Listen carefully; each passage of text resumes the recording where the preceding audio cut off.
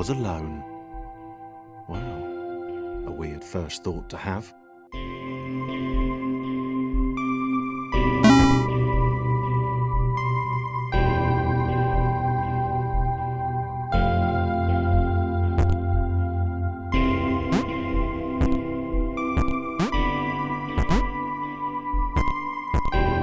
Thomas decided to start listing his observations for posterity.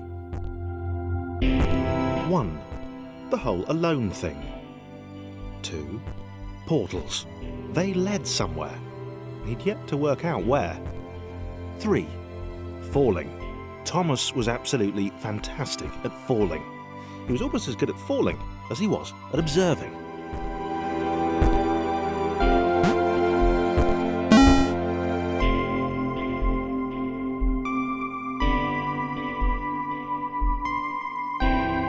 Okay, interesting. Thomas couldn't fall past this block. Think, damn it, think! What if there was some kind of inverted fall? Some way to... what's the word? Jump. It worked! Thomas had solved the great inverted fall mystery.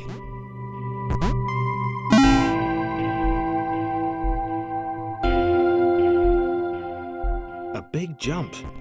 But Thomas noted there was no real danger in missing it. The world didn't want him to fail here. It was pushing him, but gently.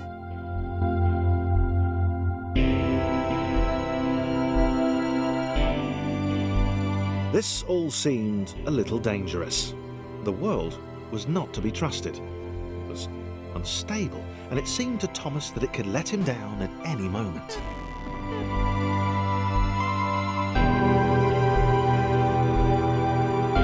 This all seemed a little dangerous. The world was... This all seemed a little dangerous. The world was not to be trusted. It was unstable, and it seemed to Thomas that it could let him down at any moment. He was starting.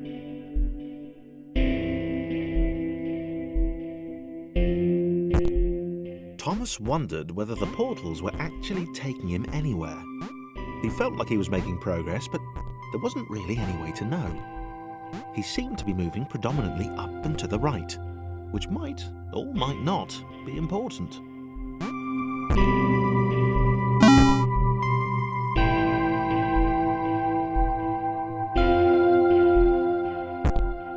It might have been paranoia again, but Thomas could have sworn the world was becoming more complicated.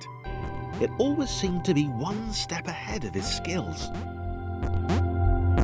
It had been designed just for him. He wondered why. Was the world testing him? No, too obvious.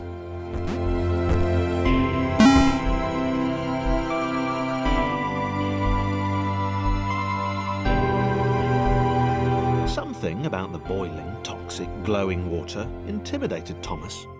He didn't like it. He certainly didn't want to swim in it. He made another mental note. 4. Water. Not good. To be avoided.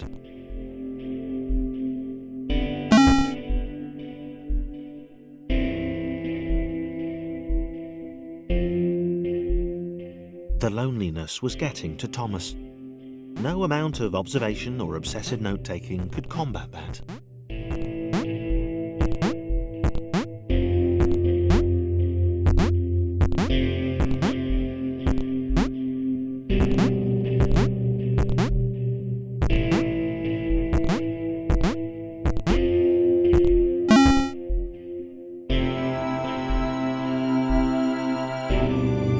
Thomas had a new theory. The world was training him. He could feel himself getting smarter. There was the mental list to consider. Over the minutes and seconds since his spontaneous generation, he'd become a pretty skilled jumper. He was evolving. He just wished he had someone to share it with.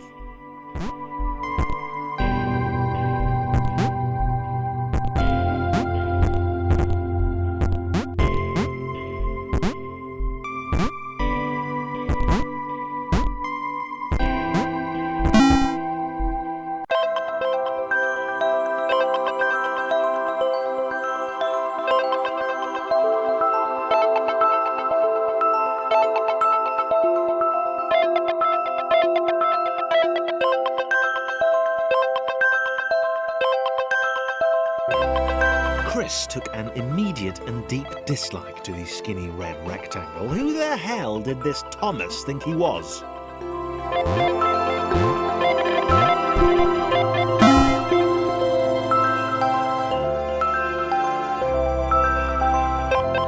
Chris had been doing fine. He wasn't the highest jumper, but he'd held his own. He'd even been graceful at times. Well, not actually.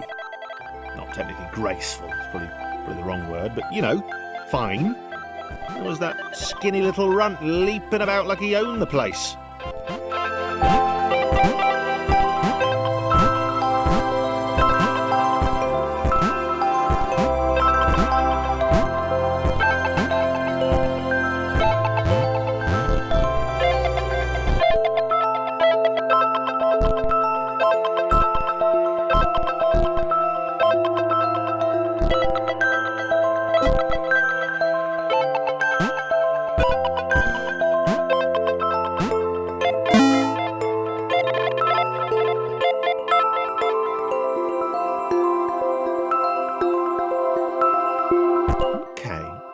Was more like it. A glowy white thing. Only Chris could get to it, which of course made it all the more enticing. What would it do? What new opportunity might this switch open up to him?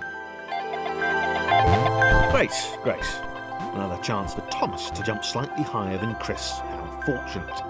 Seriously, this made the whole switch pressing thing entirely worthwhile.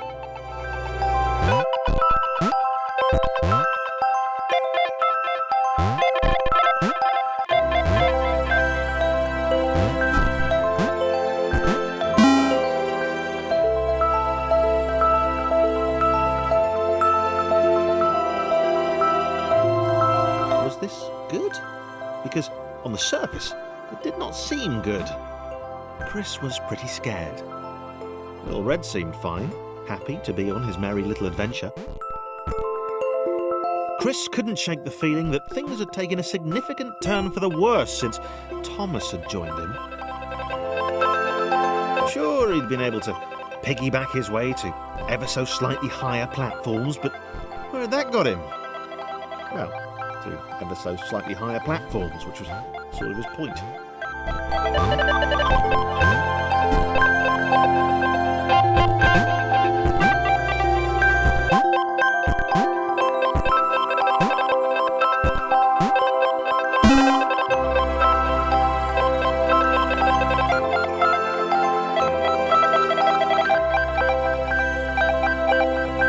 Chris stared at Thomas with pure hatred. He seemed so very happy at their situation. Friends together, a brave fellowship of quadrilaterals on a quest for greatness. That would be fine. But it was all the obvious observation that Thomas was doing which grated. Every time they saw something vaguely new, Chris would hear a satisfied little from the vaulting idiot.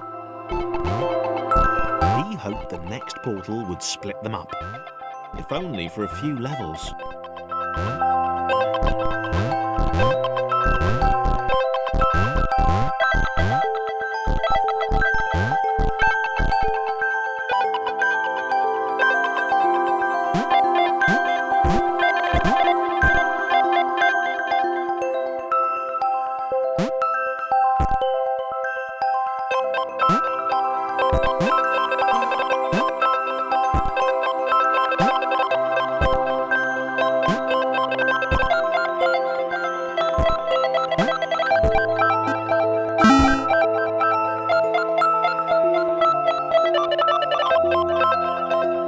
John knew.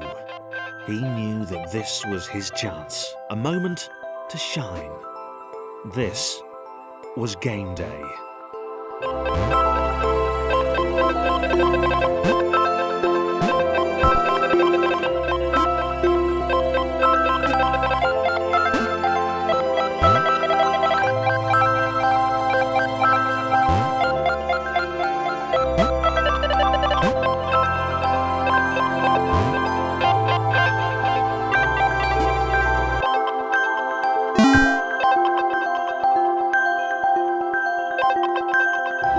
This would not do. John needed room to show off his exceptional skills. As it was, he was trapped on the wrong side of these little dot things. Where did they come from, anyway?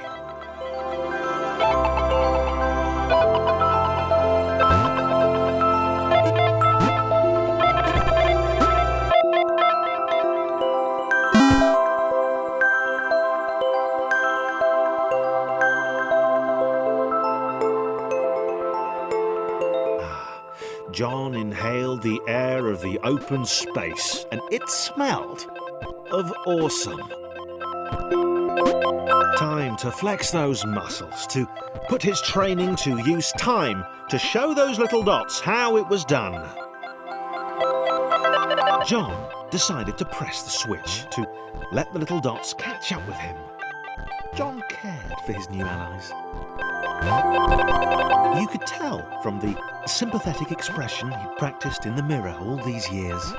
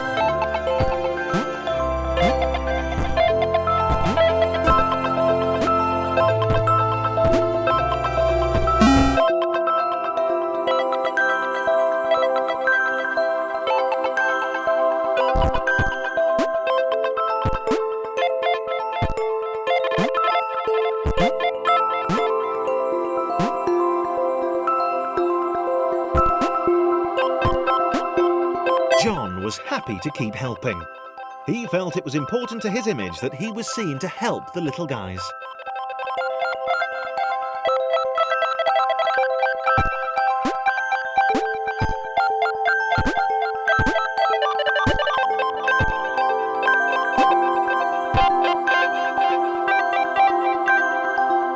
He didn't mind them so much either. The red one, Thomas, had a charming way of applauding every time John jumped. The angry orange one was less immediately likeable, but his unremitting cynicism and tutting amused John.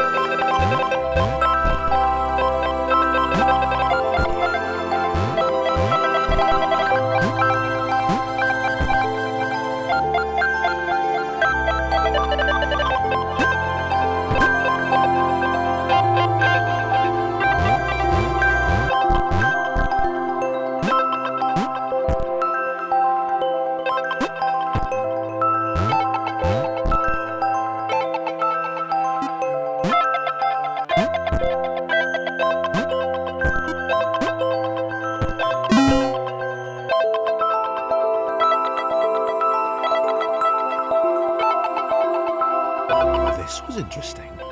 A floating target. This would require coordination, balance, and timing. John was sure the dots would be lost, but he was happy to guide them to triumph.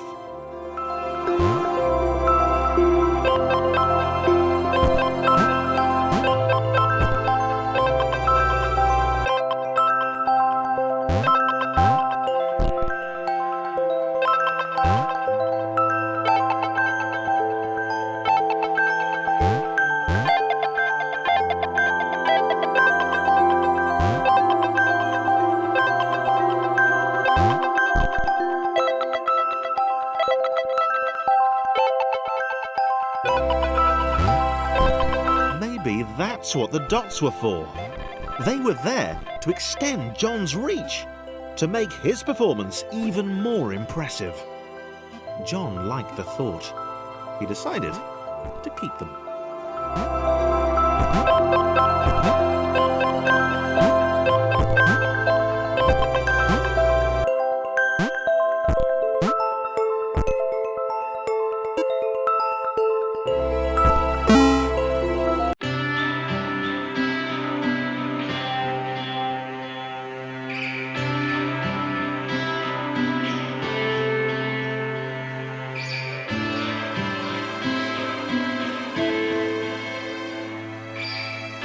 So, this was how Claire would die.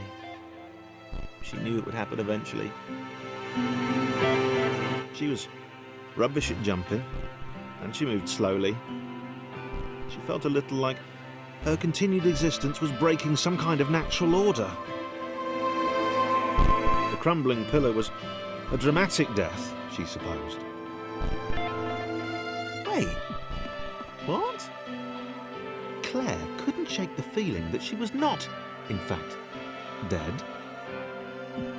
It was at that moment that Claire realised she had superpowers.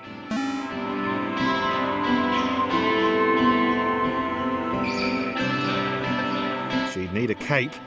There was no getting around that. You couldn't be a superhero without a cape. Claire didn't want confusion. If you saw a cape, that made matters clear. You knew what you were dealing with. Claire was all about communication. And, you know, floating in water, which was her superpower.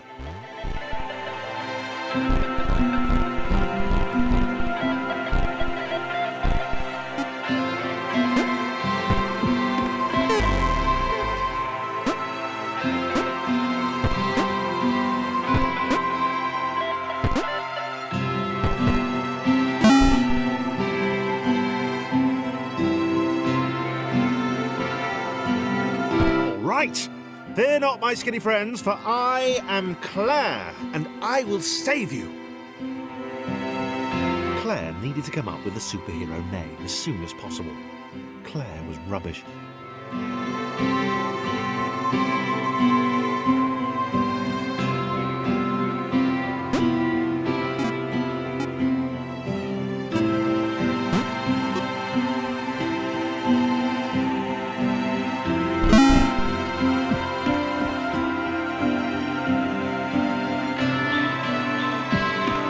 Claire arrived just in time, which was, of course, the perfect moment for superheroes to arrive.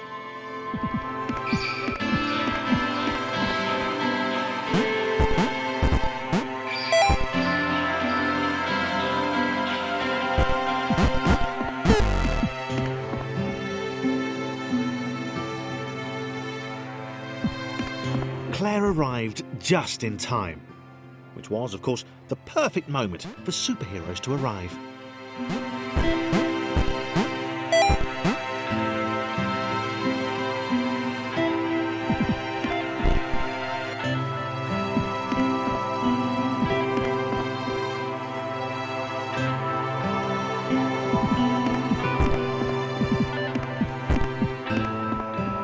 As the water began to rise, Claire vowed to save this little rectangle in as many restarts as it took.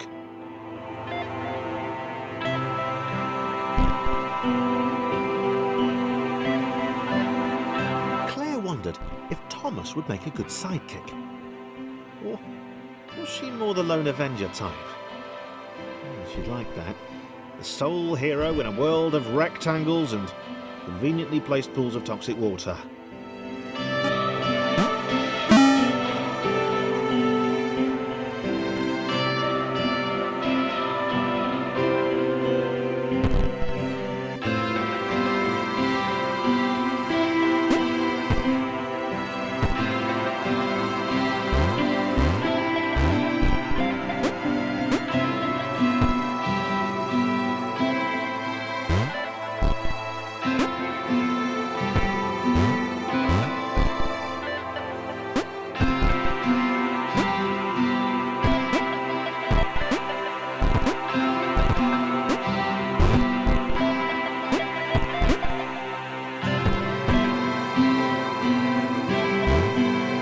The others told Claire that staircases were a bit of a fixture here. Claire wondered why the world made it so difficult.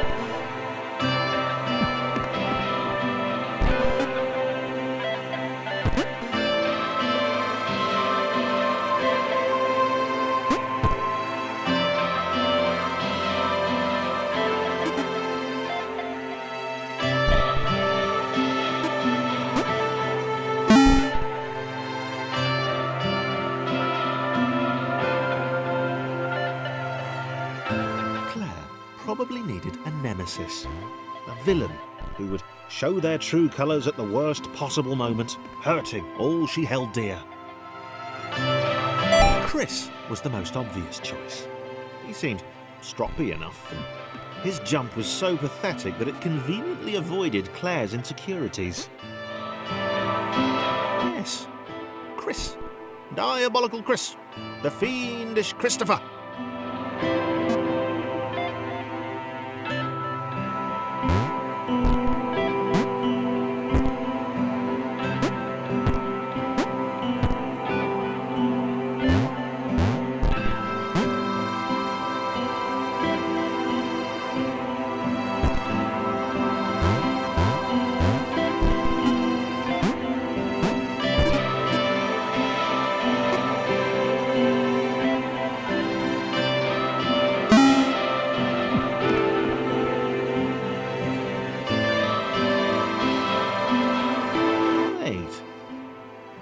Gone? Was he off somewhere, plotting Claire's downfall? If Claire was honest, and she had to be because she was a superhero, this was a troubling turn of events. Still, there were reasonably sized bodies of water to cross.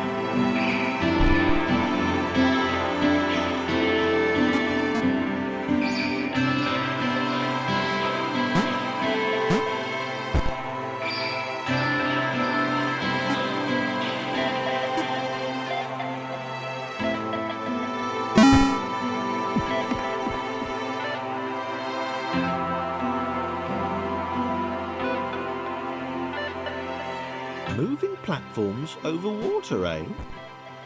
Claire's newly heightened senses told her that there were multiple paths across with various possible configurations of the little posse.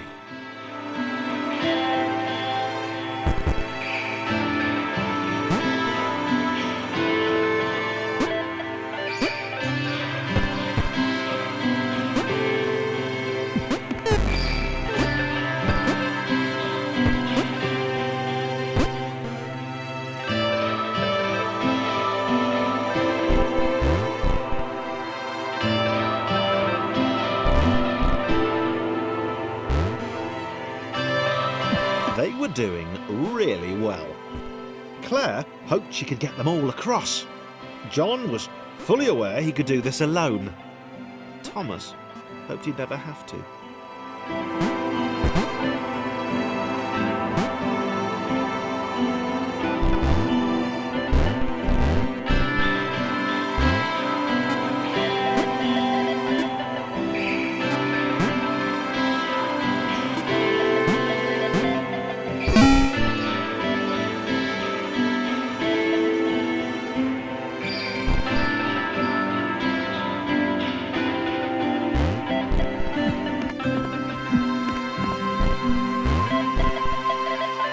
Claire was alone, which was odd, because she wasn't meant to be alone. She needed to be where there were rectangles to save. Being the only superhero in a given space kind of defeats the object. Spikes? That was new. Claire avoided them. She decided they were most likely her kryptonite. Not the rubbish red kryptonite either, the proper radioactive green stuff.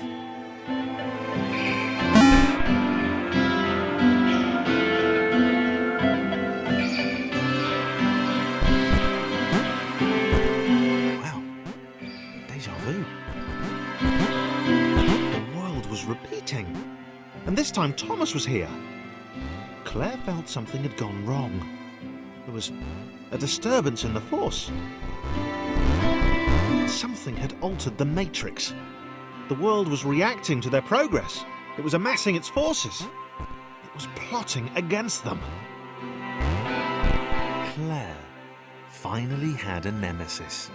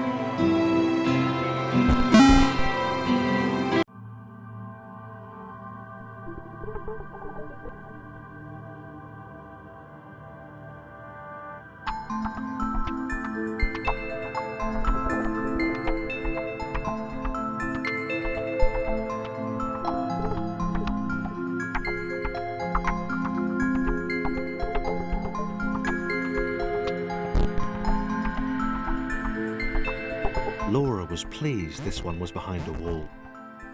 Maybe he'd never know what she could do.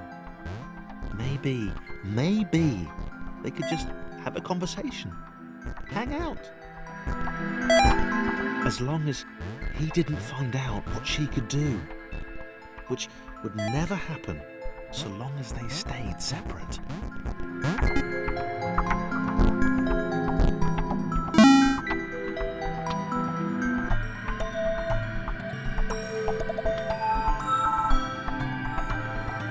Laura didn't have time to worry about the ominous pixel cloud.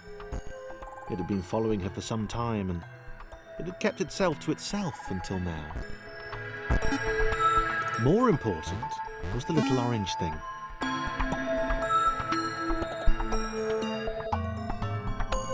As the square, who had shyly introduced himself as Chris, bounced atop Laura, she began to worry that he was just using her like all the others had.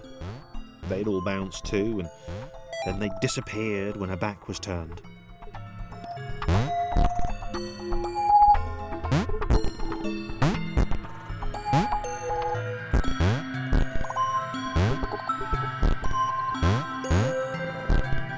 Only the ominous pixel cloud ever remained, looking a little bigger and a little less hungry with every disappearing friend.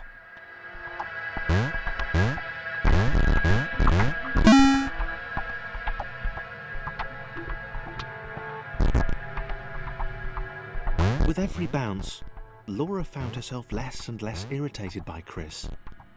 She started to miss him when he wasn't there, on another platform or something.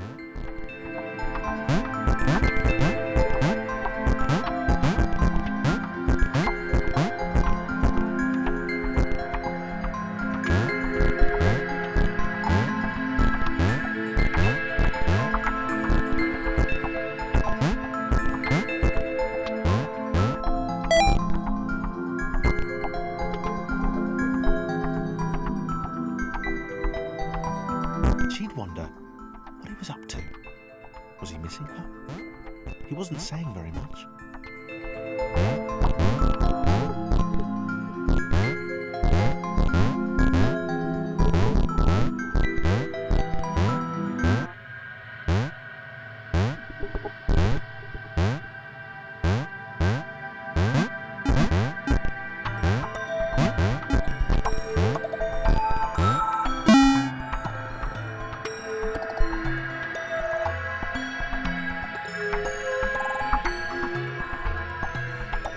Chris was in love. She was perfect. He had to tell her so. At some point, he would definitely tell her. Probably best to wait for a moment the large, ominous pixel cloud wasn't about, though. Yeah, probably best to wait.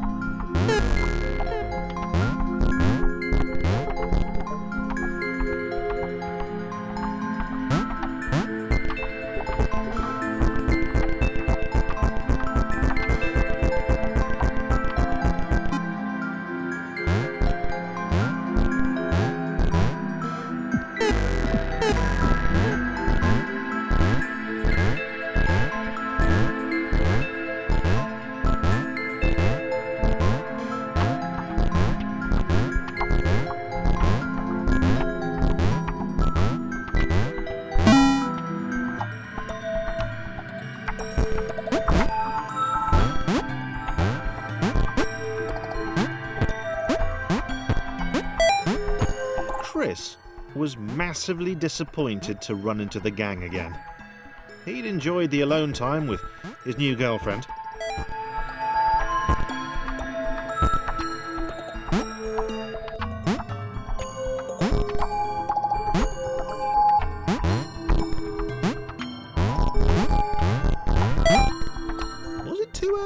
refer to Laura as his girlfriend? Only if I say it out loud, he told himself. He didn't want to scare her off.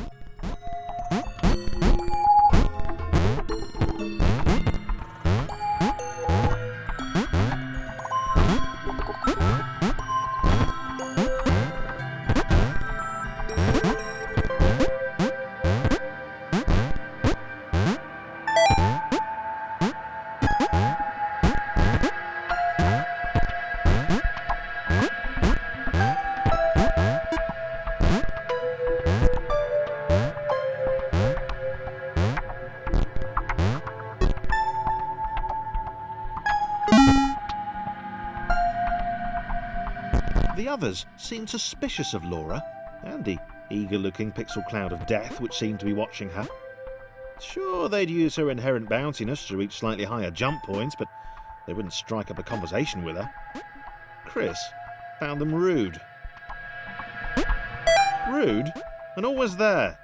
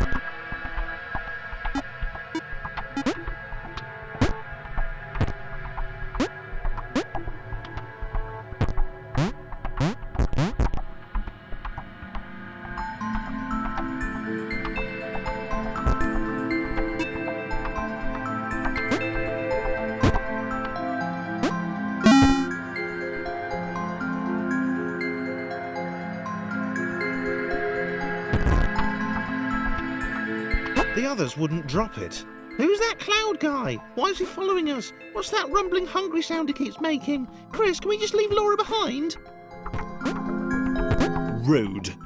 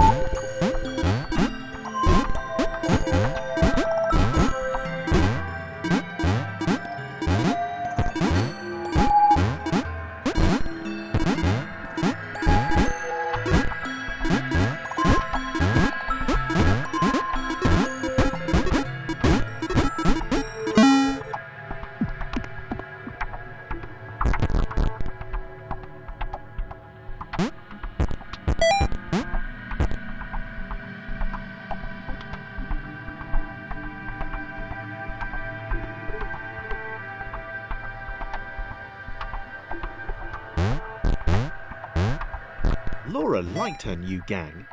She liked Chris. She liked having friends. These ones seemed to be sticking around too. Not like those losers from before.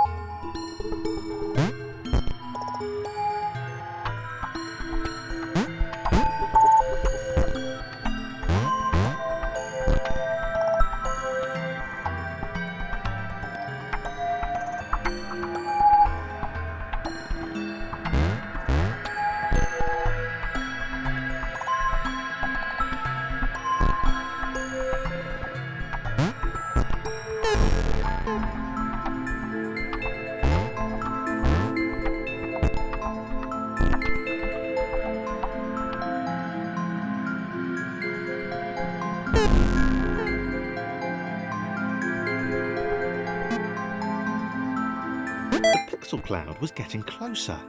It was spending more and more time hovering around. Laura could tell it was making the others uncomfortable.